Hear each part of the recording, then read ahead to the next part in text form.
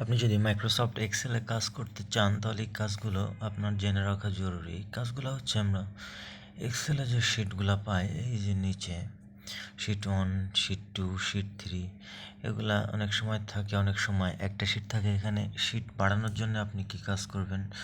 Sheet বাড়ানোর জন্য আপনি এই যে নিচের দিকে যে প্লাস আইকন আছে, এই প্লাসে একটা ক্লিক করবেন। করলে আপনার এখানে দেখেন একটা শিট হয়ে যাবে। আমার এখানে 3টা ছিল, এখন 4টা শিট চলে আসছে। আবার এই শিটগুলাতে আপনি যদি কালার করে রাখতে চান, হ্যাঁ, বা শিটের নাম করতে চান, তাহলে কি করবেন? এই শিটের উপরেই শিট 4-এর উপরে আপনি রাইট বাটন ক্লিক করবেন।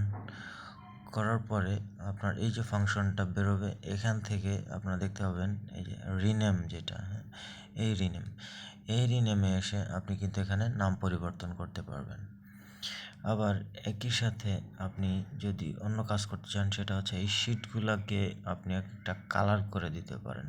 এইটা যেমন কালার আছে, এই কালারের জন্যে আপনি একইভাবে এর উপরে চাপ ক্লিক করবেন।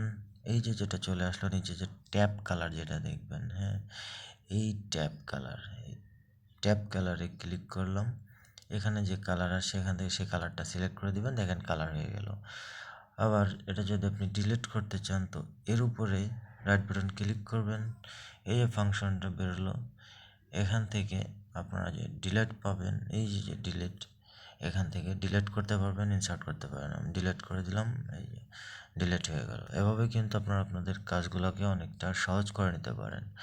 ভিডিওটা ভালো লাগলে আপনারা শেয়ার করে দিবেন।